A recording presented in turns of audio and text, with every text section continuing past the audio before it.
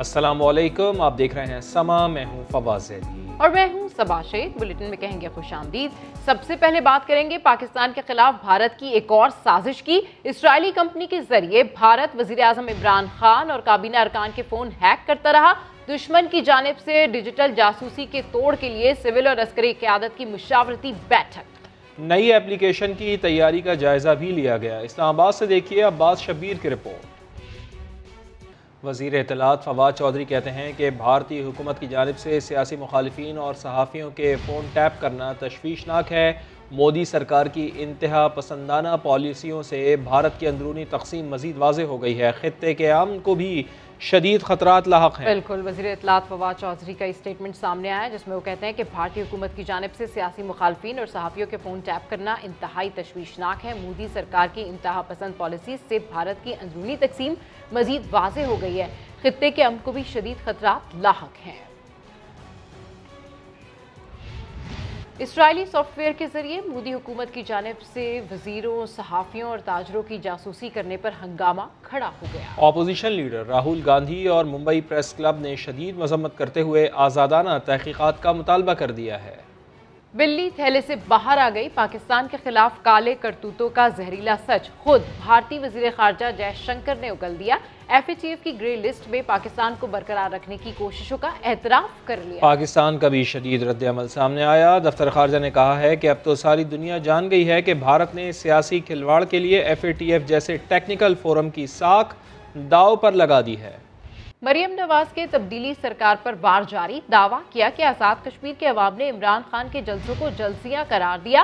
PTI کے امیدواروں نے وزیر اعظم کو اپنے حلقوں میں آنے سے بھی روک دیا۔ لیگی رہنما نے دھمکی دی کہ نواز شریف کا جیتا ہوا الیکشن دھاندلی سے جیتنے کی کوشش کی گئی تو مریم نواز شاہراہ دستور پر پہنچنے کی کال بھی دے سکتی ہیں۔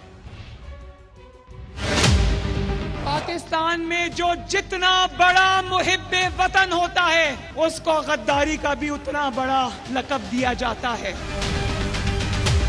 ہم اپنی فوج کو کے ساتھ کھڑے ہیں۔ اگر چند افراد نے جن کا نام نواز شریف نے لیا ہے، اگر انہوں نے اپنی آئینی حدود سے تجاوز کیا جیسا کہ انہوں نے پہلے کیا ہے، تو یاد رکھو نہ نواز شریف چپ بیٹھے گا، نہ مریم نواز چپ بیٹھے گی۔ تمہارے جلسے جن کو کشمیر کی عوام نے جلسیوں کا نام دیا ہے، تمہارے تو اب کینڈیڈیٹس بھی بول اٹھے ہیں ہمارے حلقے میں نہ آنا، جو 4 ووٹ ہم کو ملنے ہیں وہ بھی نہیں ملیں گے۔ اپنے ناکام ترین سرکاری جلسوں کے بعد اگر تم نے کشمیر کا الیکشن چوری کرنے کی کوشش کی تو نہ آزاد کشمیر مانے گا، نہ نواز شریف مانے گا، نہ مریم نواز نتائج کو مانے گی۔ وفاقی وزیر شبلی فراز نے مریم نواز کے خطاب پر شدید رد عمل کا اظہار کیا ہے۔ کہا عمران خان کو سپریم کورٹ نے سرٹیفائیڈ صادق اور امین، جبکہ نواز شریف کو عدالتوں نے اشتہاری قرار دیا۔ شریف خاندان نے ملک کو مالی اور اخلاقی طور پر تباہ کر دیا۔ یہ آزاد کشمیر کے انتخابات ہار چکے ہیں۔ اتفاق کرتا ہوں جس میں انہوں نے یہ کہا ہے کہ نواز شریف اور عمران خان کا نام اکٹھا نہیں لینا چاہیے۔ بالکل اتفاق کرتا ہوں، اس لیے کہ عمران خان جس کو کہ سپریم کورٹ آف پاکستان نے صادق اور امین ڈکلیئر کیا ہے اور اسی عدالت نے نواز شریف کو نااہل قرار دیا ہے، وہ قانون سے بھاگے ہوئے ایک اشتہاری ہیں۔ یہ میں نہیں کہہ رہا، یہ کورٹ کہہ رہی ہے۔ تو اس لحاظ سے ان کا ایک اس سے بنتا نہیں ہے ان کا ذکر کرنا۔ دوسری بات یہ ہے کہ وہ واویلا کر رہی ہیں، ابھی سے لوگوں کے ذہن تیار کر رہی ہیں کہ الیکشن یہ ہار چکے ہیں، اس کے لیے یہ تیاری کر رہی ہیں کہ کیا وہ وجہ بتائیں گی۔ اور تیسری بات یہ ہے کہ یہ وہ خاندان ہے جو خاتون بول رہی تھیں، یہ وہ والی خاتون ہے جو کہتی تھی کہ لندن تو کیا کہ میرے پاکستان میں بھی کوئی جائیداد نہیں، یعنی مستند جھوٹ بولا انہوں نے۔ آزاد کشمیر سے PTI امیدوار سردار تنویر الیاس نے مریم اور بلاول پر تنقید کرتے ہوئے کہا کہ ان کے پاس آزاد کشمیر کے لوگوں کے لیے کچھ نہیں۔ مریم نواز صاحبہ ہوں یا بلاول بھٹو زرداری صاحب ہوں، ان کے پاس کہنے کلانے کو کچھ بھی نہیں ہے، اور اس میں جو کچھ ڈیلیور کیا PMLN کی گورنمنٹ نے گزشتہ 5 سالوں میں وہ لوگوں کے سامنے ہے۔ فلاپ شو کر کے یہ چونکہ GB کے الیکشن میں بھی آپ نے ان کا حال دیکھا تھا اور ابھی آپ یہاں کے الیکشن میں بھی ان کی پوزیشن دیکھ لیں، لوگوں نے ان کو مسترد کر دیا، اور صرف مسترد نہیں کر دیا بلکہ فیلڈ سے بالکل باہر نکال دی۔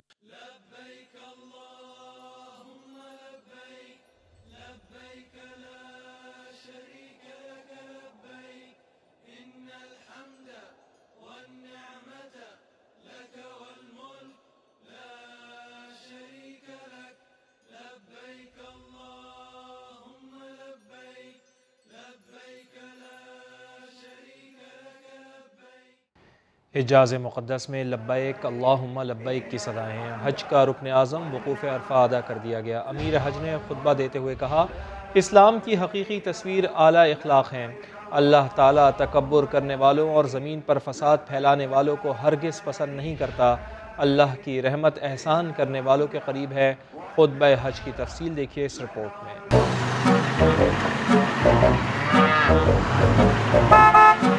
کتنے کے لیے بھائی؟ 1 لاکھ 1 لاکھ۔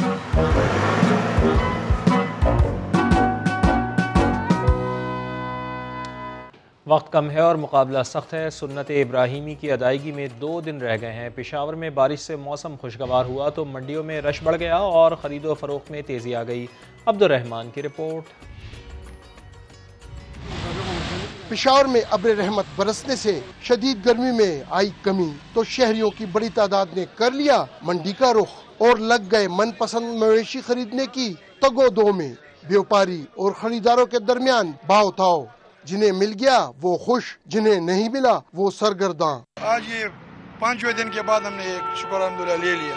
کتنے لیے اور کتنے کی؟ یہ 1.50 کا لیے، پچھلے سال 1.20 کا 1.10 کا ملتا تھا۔ 3 دن ہو رہے ہیں ہم یہاں پر گھوم پھر رہے ہیں، لیکن ہمارے جو طبیعت کے مطابق جو مال ہے وہ ہمیں نہیں مل رہی، کیونکہ ان کی جو نرخ ہیں یہ آسمان سے باتیں کر رہی ہیں۔ رنگ روڈ منڈی میں اب بھی 10,000 چھوٹے بڑے جانور خریداروں کے منتظر، جبکہ کئی تاجر مال نکالنے میں کامیاب۔ ہم منڈی میں 10-12 دن آگے آئے انشاءاللہ۔ ہم نے 65-7 وچی لے کے آئے ہیں، ابھی ہمارے کول 5-6 وچی باقی ہے۔ متوسط طبقہ اب بھی اس امید میں ہے کہ عید سے 1 دن قبل مویشی کی قیمتوں میں کمی ہوگی تو وہ خریداری کر لیں گے۔ کیمرامین اسد علی کے ساتھ عبدالرحمان، سما، پشاور۔ جلد بازی ہی حادثات کا سبب بنتی ہے۔ اب کوئٹہ میں ہی دیکھ لیجئے، اپنوں میں عید منانے کے لیے جانے والوں کے لیے صرف ایک ٹرین چل رہی ہے۔ مسافر اتنے کہ ٹرین کی کھڑکی سے اندر گھس کر سوار ہوئے، جبکہ کرونا SOPs ٹرین کی پٹری پر کچل دی گئی۔ اس حوالے سے رپورٹ کر رہے ہیں محمد عاطف۔ کوئٹہ میں عید اسپیشل ٹرین نہ چل سکی۔ شہری عید منانے کے لیے واحد جعفر ایکسپریس کے ذریعے آبائی علاقوں کو روانہ ہوئے۔ ٹرین مسافروں سے کچا کچ بھری ہوئی تھی۔ کرونا SOPs کی خلاف ورزی واضح نظر آئی۔ کوئی کھڑکی سے ٹرین میں داخل ہوا تو کسی نے چلتی ٹرین کو پکڑا۔ یہ پہلی عید ہے جو یہ کوئٹہ ایکسپریس انہوں نے بند کی ہوئی ہے۔ ایک ٹرین جا رہی ہے، عوام کا اتنا رش ہے، آپ ہر ڈبے میں جا کے دیکھیں جمع کثیر بنا ہوا ہے۔ ہر سال عید پہ 3 اسپیشل ٹرینیں چلتی ہیں۔ اس کے علاوہ ہمارے کوئٹہ ڈویژن میں 4 ٹرینیں ہیں، لیکن یہ جب سے کرونا ہوا ہے، جب سے کرونا صحیح بھی ہو گیا بیچ میں، لیکن ٹرینیں بحال نہیں ہوئی۔ مجھے سمجھ نہیں آتا کہ یہ منسٹری کیا چاہتی ہے۔ SP ریلوے وزیر علی کا کہنا تھا کہ مسائل آن لائن ٹکٹ خریدنے والے مسافروں کی وجہ سے پیدا ہوئے۔ اگر یہ مسافر جو آن لائن والے آئے ہیں، انہوں نے جب پتہ کیا بسوں کا تو فی کینڈیڈیٹ کا کرایہ بسیں والے 6,000 مانگ رہے تھے۔ غریب لوگ ہیں، اور میں نے یہ بھی کوشش کی بھائی جتنے بھی لوگ ہیں ہم نے ٹرین روانہ بھی کرنا ہے اور SOP بھی عمل اسی طرح کرائیں گے۔ شہریوں نے اعلیٰ حکام سے مطالبہ کیا ہے کہ کوئٹہ سے بند ٹرینوں کو دوبارہ چلایا جائے۔ کیمرامین عبدالوحید اور ساتھی رپورٹر مجیب اللہ کے ساتھ محمد عاطف، سماعت، کوئٹہ۔ پیاروں میں عید منانے کے لیے پردیسیوں کی واپسی کا سلسلہ جاری ہے۔ کراچی کے کینٹ اسٹیشن پر اس وقت مسافروں کا ہجوم ہے، جبکہ ٹرینوں کے لیٹ ہونے کے سبب لوگ پریشان ہیں۔ اس پر مزید بات کریں گے، سما کے نمائندے خورشید عالم ہمارے ساتھ موجود ہیں۔ خورشید عالم صاحب، چونکہ عید ہے، یہ تو سمجھ میں آ رہا ہے کہ لوگوں کا رش بڑھے گا اس میں، لیکن ٹرینیں کیوں لیٹ ہیں؟ ٹرینیں کیوں نہیں آ رہی ہیں وقت پر؟ اس کی کیا وجہ ہے؟ دیکھیے، اس کی وجہ تو میں آپ کو بعد میں بتاؤں گا۔ پہلے ہی سمجھ لیجئے کہ کم سے کم ٹرینیں 3 گھنٹے کی تاخیر کا شکار ہیں۔ قراقرم ایکسپریس کو سپہر 3:30 بجے روانہ ہونا تھا، لیکن وہ اب آ کر لگی ہے اور کم از کم مسافروں کی وہ خواری ختم ہوئی ہے کہ وہ 4 گھنٹے سے یہاں انتظار میں تھے، اپنی اپنی سیٹوں پہ وہ بیٹھے ہیں قراقرم ایکسپریس میں۔ لیکن یہ کب روانہ ہوگی اس بارے میں ابھی ہم کچھ نہیں کہہ سکتے، لیکن شاید روانہ ہو جائے 7 بجے تک۔ دلچسپ بات یہ کہ شاہ حسین ایکسپریس کا فواد ٹائم ہے شام 7 بجے روانہ ہونے کا، وہ کب روانہ ہوگی اس بارے میں خود ریلوے والے بھی نہیں جانتے۔ ملت ایکسپریس کو شام 5 بجے روانہ ہونا تھا، وہ بھی نہیں ہو سکی۔ بزنس ٹرین جس کو آج شام 4 بجے روانہ ہونا تھا، اس کے بارے میں بتایا گیا ہے کہ وہ صبح 4 بجے یا شاید صبح 6 بجے روانہ ہوگی۔ مختلف مسافروں نے اپنی رائے کا اظہار کیا ہے، ناراضگی کا، غصے کا، کوفت کا، بیزاری کا، کہ ہمیں گھنٹوں انتظار کرایا گیا، ہماری کوئی رہنمائی نہیں کی گئی اور نہ ہی یہاں پہ انہیں کسی قسم کی کوئی سہولت فراہم کی گئی۔ ریلوے حکام صرف یہ کہتے ہیں کہ جی موسم کی خرابی اور چند روز پہلے جو ریلوے حادثہ ہوا تھا اس کی وجہ سے ان کا سسٹم اب تک ٹھیک نہیں ہو سکا، لیکن حقیقت یہ ہے کہ کئی گھنٹوں کی جو خواری ہے مسافروں کے لیے وہ خاصی تکلیف دہ بھی ہے، اور اپنوں میں عید منانے کا جو مزہ ہے وہ کرکرا ہوتا جا رہا ہے۔ جی بہت شکریہ آپ کا خورشید عالم۔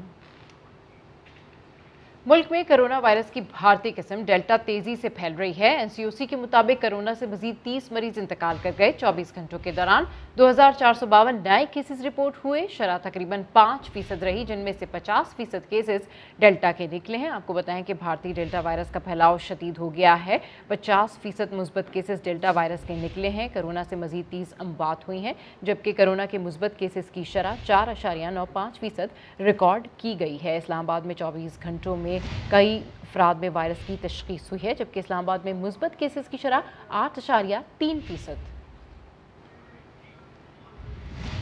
امریکی ڈالر کی لمبی چھلانگ، ایک دن میں ₹1.5 مہنگا ہو گیا۔ ڈالر کے مقابلے میں روپے کی قدر 9 ماہ کی کم ترین سطح پر آ گئی ہے۔ مزید جان لیتے ہیں سما کے نمائندے رضوان عالم ہمارے ساتھ موجود ہیں۔ رضوان عالم، کیا وجہ ہے؟ جی دیکھیے، 2-3 وجوہات اس کی بیان کی جا رہی ہیں۔ ایک تو یہ کہ اسٹیٹ بینک کی ٹرف اسکیم ہے، اس کے تحت جو ہے وہ امپورٹرز کو جو ہے مشینری منگوانے کی سہولت دی گئی تھی۔ بہت کم شرح سود پہ جو ہے اسٹیٹ بینک فنڈنگ کر رہا تھا، جس کی وجہ سے کافی بڑی تعداد میں مشینری امپورٹ ہوئی ہے۔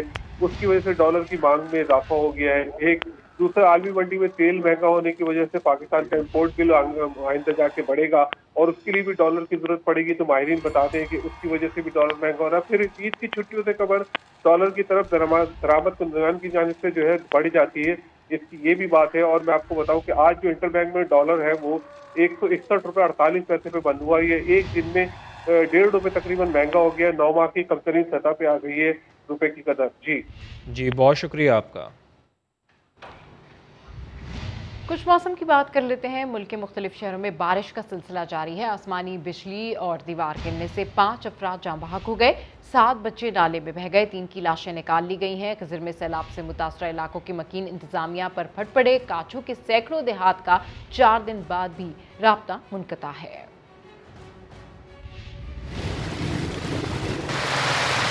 ملک کے کئی شہروں میں بارش اور سیلاب۔ وادی نیلم کے گاؤں اپر باٹا میں گھر پر آسمانی بجلی گر پڑی، ماں بیٹا اور بیٹی جاں بحق، 2 افراد زخمی ہوئے۔ کرک میں بارش کے باعث دیوار گرنے سے اسکول سے گھر جانے والے بہن بھائی جان کی بازی ہار گئے۔ کوہاٹ کے علاقے شکردارہ میں برساتی نالا 7 بچوں کو بہا لے گیا، 3 بچوں کی لاشیں نکال لی گئیں، 4 بچوں کی تلاش جاری ہے۔ ادھر اٹک اور جہلم میں گرج چمک کے ساتھ موسلا دھار بارش ہوئی۔ دیر کے علاقوں میں طوفانی بارش سے ندی نالوں اور دریاؤں میں طغیانی آ گئی، گاڑی اور دکانیں ریلے میں بہہ گئیں۔ لینڈ سلائیڈنگ سے کمراڑ شرنگل شاہراہ بند ہو گئی۔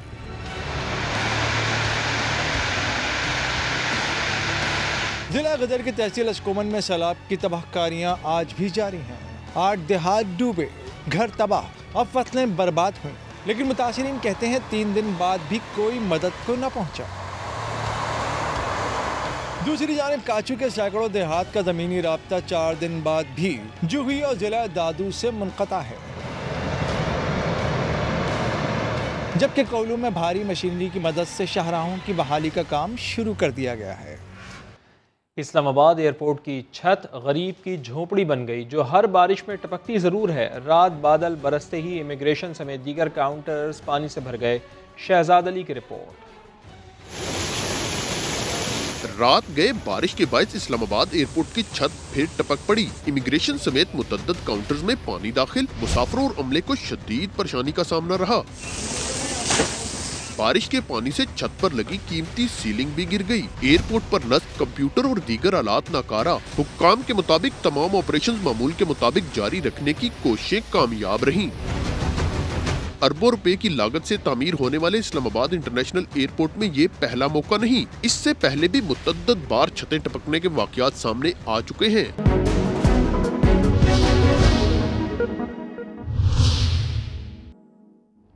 ہم نے کچھ پوشیدہ نہیں رکھتا، ہمیں کچھ چھپانے کی ضرورت نہیں ہے، اور ہم جو بھی ہماری انویسٹیگیشن جو آن گوئنگ ہے جو ہو رہی ہے، جو اس کی کنکلوژن ہوگی، ہم آپ سے شیئر کرنا چاہیں گے. ہم آپ سے میڈیا سے سب سے شیئر کرنا چاہیں گے، کیونکہ ہم نے کچھ پوشیدہ رکھنے کا ہمارا کوئی ارادہ نہیں. میں نے ان کو یہ بھی بتایا کہ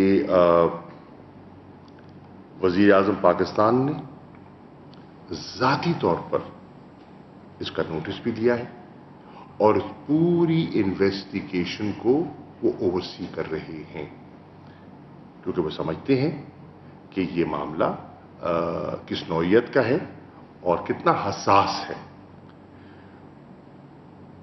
I assured him of our full cooperation. آپ کے علم میں یہ بھی ہوگا یا میں آپ کی خدمت عرض کر دوں کہ ہماری یہ خواہش ہے کہ ہم حقائق ان کے سامنے رکھیں، دنیا کے سامنے رکھیں، اور جو اس میں مجرم ہیں انہیں بے نقاب کریں. نہ صرف انہیں بے نقاب کریں، انصاف کے تقاضے پورے کیے جائیں، اور جو ذمہ داران ہیں وہ قرار واقعوں کو سزا ملے. فورن سیکرٹری صاحب نے ان کے ایمبیسڈر کو، جن کی صاحبزادی ہیں، ان کو دفتر خارجہ میں دعوت دی اور حکومت پاکستان کے نقطہ نظر سے آگاہ کیا اور انہیں پوری تسلی دی، مکمل تعاون کی تسلی دی. یہ بھی کہا کہ ہمیں آپ کی سیکیورٹی کا پورا احساس ہے. سیکیورٹی پہلے بھی مناسب تھی، لیکن اس واقعے کے بعد ہم نے فیصلہ کیا ہے کہ ہم اس کو فردر بیف اپ کر رہے ہیں، اور ہم نے کی ہے. نہ صرف ان کی ایمبیسی کی، بلکہ جتنے ان کے کاؤنسلیٹس ہیں، چاہے کراچی میں ہے، پشاور میں ہے یا کوئٹہ میں ہے، ہم نے ان سب کی سیکیورٹی کو بیف اپ بھی کیا ہے. دیکھیے، ہماری اپنی قدریں ہیں، افغانستان کی اور پاکستان کی.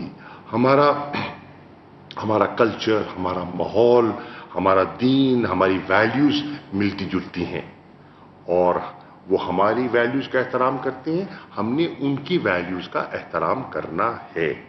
اور یہ ہم بالکل چاہیں گے کہ جو کہ پرائیویسی ہے، جو آداب ہیں، ان کے اندر رہتے ہوئے ہم آگے بڑھیں. ہم نے جہاں تک ہم پہنچے ہیں، جس کی تفصیلات ابھی آپ سے آئی جی اسلام آباد بھی شیئر کریں گے، کل رات ان سے ہم نے ایک نوٹ وبال بھی شیئر کیا، اور اس میں ہم نے کچھ ان سے تقاضے کیے ہیں جو کہ انویسٹیگیشن کو منطقی انجام تک پہنچانے کے لیے ضروری ہیں. ہمیں ان کا تعاون درکار ہوگا. اس کی تفصیلات میں اس وقت جانا مناسب نہیں سمجھتا، لیکن وہ نوٹ وبال ان سے ہم نے شیئر بھی کیا ہے. اور آج حنیف اتمر صاحب سے، وزیر خارجہ سے جب میری بات ہوئی تو انہوں نے کہا کہ وہ نوٹ وبال میں نے دیکھ لیا ہے اور ایمبیسڈر صاحب نے مجھ سے شیئر کیا ہے. میں نے حنیف اتمر صاحب سے یہ گزارش کی کہ میری رائے میں وہ جو ان کا فیصلہ ہے اپنے ایمبیسڈر کو اور سینئر ڈپلومیٹس کو ریکال کرنے کا، اس فیصلے پہ نظر ثانی کریں. اور وہ نظر ثانی ہم دونوں کے مفاد میں ہے. ہمارے تعلقات کی جو اہمیت ہے اس سے ہم غافل نہیں ہیں. جو ہماری قانونی ذمہ داریاں ہیں، جو ہماری سفارتی آداب اور ذمہ داریاں ہیں، ہم ان سے پوری طرح واقف ہیں اور پوری طرح انشاءاللہ ان سے تعاون کریں گے.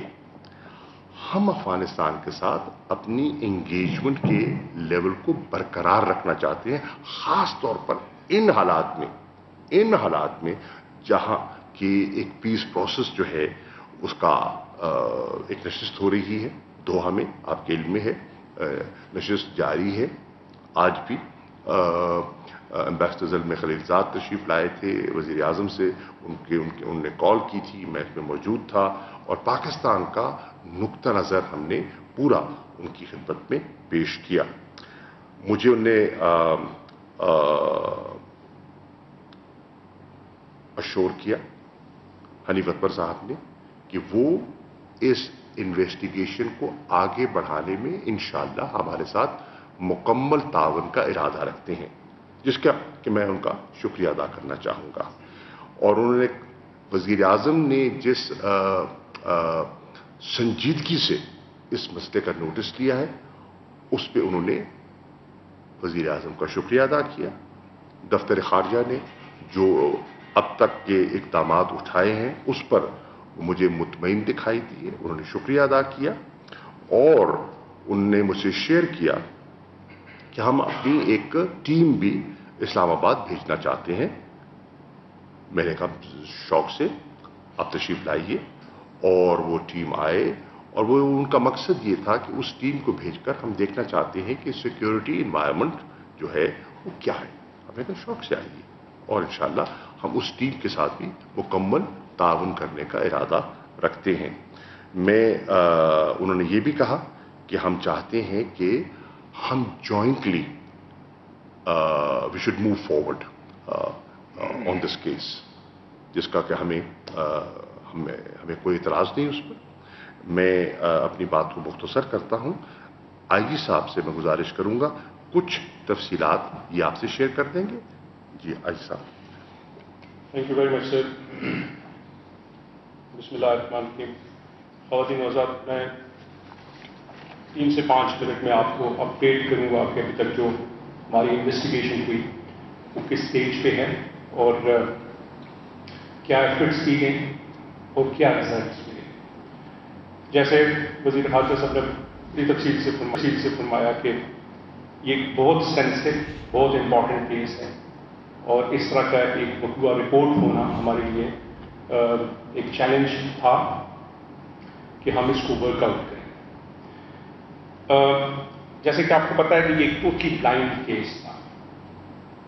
एक रिपोर्ट हुई, उसके बाद हमें कोई फैक्ट्स, फिगर्स, कोई रूट, कोई टैक्सी यूज हुई, कोई आइडिया नहीं कौन सी टैक्सी यूज हुई, कहाँ गए, ड्राइवर कौन था, क्या हुआ, no clue, no idea.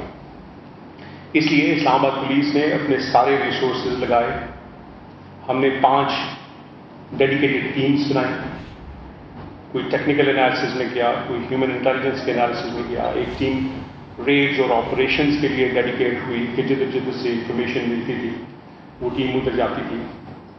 Data analysis जो सारा था, और उसमें हमें भरपूर सपोर्ट की हमारी बाकी एजेंसीज की, सब मिल के काम कर रहे हैं। इस सारे प्रोसेस में ख़वातीन व हज़रात जो पिछले कमोबेश 3 दिनों में हम कर रहे हैं, हमने 300 से ज़ायद कैमराज को स्क्रूटिनाइज किया, जिसमें सेफ सिटी के कैमराज भी हैं और जिसमें प्राइवेट कैमराज भी हैं। उसमें इस्लामाबाद के कैमराज भी हैं, उसमें रावलपिंडी के कैमराज भी हैं। उसमें तकरीबन हमने 700 घंटों से ज़ायद की रिकॉर्डिंग देखी। जैसे मैंने अर्ज किया कि हमें तो कोई आइडिया नहीं था कि क्या हुआ, तो जो लीड बनती गई, अगर यहाँ पे आप हैं तो आपने चारों तरफ देखना है कि कौन सा रूट यूज हो सकता है, और फिर उसमें कोई एक रूट यूज होता है। इसमें अब तक हमने 220 से ज़ायद लोगों को इंटरव्यू किया इस प्रोसेस। अगर मैं आगे एक्सप्लेन करूँगा कि अगर एक गाड़ी आती है, एक नंबर फ्लैश होता है, नंबर हमें मिलता है, तो वो गाड़ी किसकी है। अनफॉर्चुनेटली पाकिस्तान में तो ये होता है कि वो गाड़ी किसी और की होती है और चला कोई और रहा होता है, और उसमें 4 ओनर्स दरमियान में आते हैं। तो वो टीम्स राउंड द क्लॉक लगी हुई थी कि अगर एक गाड़ी मिलती है तो उसकी रजिस्ट्रेशन किसकी है, वो किधर रहता है, उसके पास पहुंचना, फिर उसने किसको बेची है। एक गाड़ी ऐसी भी मिली हमें कि जिसमें 5 ओनर्स गाड़ी के थे, वो एक एक करके हम जाते गए और अल्टीमेटली हम ड्राइवर तक पहुंचे।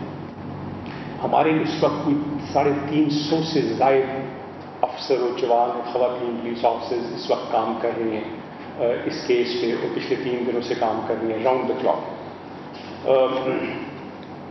इस सब का जो हासिल हसूल अभी तक जो नटशेल है वो ये है कि उस लाइन पहले से हम निकल के तो हमने पूरा वो रूट डिटरमिन कर लिया है, एग्जैक्टली वेरीफाई कर लिया है कि जो घर से निकल के कंप्लेनेंट घर से निकलती हैं तो फिर कहाँ पे जाती हैं, फिर कहाँ पे जाती हैं, फिर वापस घर कैसे पहुँचती हैं।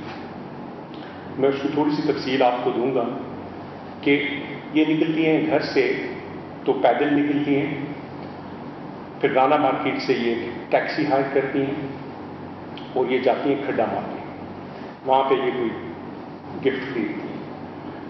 अब हमें नहीं था पता कि वो टैक्सी ओनर कौन है, तो हमने इसमें दो काम किए। कुछ जगहों पे हमने फॉरवर्ड ट्रैकिंग की, कुछ जगहों पे हमने रिवर्स ट्रैकिंग की। मसले यहाँ से हमने फॉरवर्ड ट्रैकिंग की, हम घर के पास से जितने भी CCTV कैमराज थे वो देखने लगे, तो वो टैक्सी आइडेंटिफाई हुई, फिर टैक्सी की बेस पे ड्राइवर आइडेंटिफाई हुआ, फिर उस टैक्सी को लोकेट किया गया, फिर ड्राइवर को इंटरव्यू किया गया। तो वो उसने कंफर्म किया कि हाँ मैंने यहाँ से इनको उठाया और यहाँ पे मैं ले गया और यहाँ पे मैंने इनको ड्रॉप किया। ये पहली टैक्सी। फिर दूसरी टैक्सी वो है कि जिसमें वो खड्डा मार्केट से रावलपिंडी जाती है।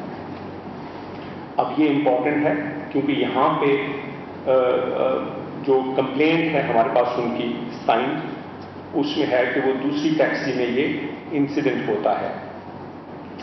वो कहती हैं कि जब 5 मिनट गुजर जाते हैं टैक्सी में बैठे हुए चलते हुए, तो कोई बंदा एंटर होता है और वो असॉल्ट करता है। तो हमने वो दूसरी टैक्सी ट्रेस की, उसमें भी अगेन जब वो नंबर ट्रेस हो गया, गाड़ी ट्रेस हो गई, तो उसमें भी 3 ओनर्स इन्वॉल्व थे। वो पहले एक ओनर तक पहुंचे, उसने कहा जी मैंने तो बेच दी, फिर दूसरे ओनर तक पहुंचे, उसने कहा मैंने बेच दी, फिर तीसरे ओनर तक पहुंचे, फिर अल्टीमेटली वो ड्राइवर ट्रेस हुआ। तो वो ड्राइवर वेरीफाई करता है कि मैंने इनको खड्डा मार्केट से उठाया और मैं इनको रावलपिंडी सदर ले गया। उसने इनसे 600 रुपये चार्ज किए और वो सारी फुटेजेस जो खड्डा मार्केट से निकल के एक्सप्रेस वे फैजाबाद ऑनवर्ड सदर, वो सारी CCTV हमें मिली। जिस पॉइंट पे उसने ड्रॉप किया, हमारी टीम वहां तक पहुंची, वहां की CCTV भी मिल गई। और अब जब हम ये बात कर रहे हैं तो अभी तक 8 कैमराज जो सदर के थे उसमें से वो वेरीफाई हो गए। फिर हमने उस ड्राइवर का जो अपना मोबाइल था उसको भी ट्रैक किया और वो एग्जैक्ट पूरी टाइमों पे उसकी लोकेशन उधर तक पहुंचती। नंबर 2। नंबर 3, फिर वो एक और टैक्सी हायर करती हैं कि जो टैक्सी वो पिंडी सदर से जाती है वो दामने को। अगेन हम उधर से काफ़ी सारी चीज़ें, काफ़ी सारे कैमरास देख रहे थे, लेकिन क्यों नहीं मिल रहा था। तो फॉर्चुनेटली एक जगह पे हमें स्पॉट हो गया और ये स्पॉट हुआ दामने को वाले कैमरा में। ये भी एज सच मैं समझता हूँ कि ये भी एक रिवर्स ट्रैक था। पिंडी में 5-6 कैमरा जब देखने के बाद हमें कोई क्लू नहीं मिल रहा था, तो एक टीम उधर काम कर रही थी, एक टीम ने क्योंकि हमें पता था कि उन्होंने अल्टीमेट डेस्टिनेशन दामने को थे, दामने को सिविल कवर थी, तो दामने को वाले कैमरे में ट्रैक किया गया उस टाइम में, उसमें तो वहां से हमें क्लू मिला। वो टैक्सी भी ट्रेस हुई, वो ओनर भी ट्रेस हुआ और उसने कंफर्म कर दिया कि मैंने पिंडी सदर से उनको उठाया और मैंने 700 रुपये किराया दिया और मैंने इस टाइम पे उनको इस्लामाबाद में ड्रॉप किया। फिर एक चौथी टैक्सी भी इसमें इन्वॉल्व है। वो ये है कि वो बंदा इनको दामने को से उठाता है और F9 पार्क ड्रॉप करता है। उसको कहती हैं कि मुझे F9 पार्क ड्रॉप करो, लेकिन उससे पहले वो F6 जाती है। वो ड्राइवर कहता है कि उन्होंने मुझे कहा कि मैंने फ़ोन यूज़ करना है, तो उसमें फिर F6 और वो F6 की फुटेजेस भी हमारे पास हैं। घर इनका F7 में है, F6 में एम्बेसी भी है, घर इनका F7 में है, F6 आती हैं, फ़ोन उनको नहीं मिलता, तो फिर उसको कहती हैं कि मुझे F9 ड्रॉप करो, तो वो फिर अल्टीमेटली उनको F9 ड्रॉप करता है। F9 में जैसे वो फ़ोन करती है जिससे लेके वो बंदा भी इंटरव्यू हो गया है और वहाँ से वो किसी से मोबाइल लेके एम्बेसी फ़ोन करती हैं और वहाँ से एम्बेसी का एक स्टाफ आके तो उनको घर लेके जाता है। तो ये पूरा ट्रैक जो है, ये 3 दिन की जो मेहनत थी हमारी टीम की, वो पूरा ट्रैक होम टू होम, वो पूरा ट्रैक आइडेंटिफाई हुआ, वेरीफाई हुआ, both human intelligence and technical intelligence. वो सारे ड्राइवर्स वेरीफाई करते हैं, उनका टेक्निकल रिकॉर्ड भी वेरीफाई करता है, और सेफ सिटी के कैमराज और कुछ प्राइवेट कैमराज भी जहाँ पे सेफ सिटी कैमराज नहीं है वो वेरीफाई करते हैं। तो पूरा वो रूट बन गया है, पूरा वो टेक्निकल और ह्यूमन इंटेलिजेंस भी उसके साथ है। इनकी ये जो कंटेंशन थी कि वो जो पिंडी वाला सीन था कि पिंडी उसमें नहीं था, तो पिंडी में भी हमने वो सारे कैमरास भी ट्रैक कर लिए और ह्यूमन इंटेलिजेंस भी है, और अब तकरीबन हमारी इन्वेस्टिगेशन पूरी है।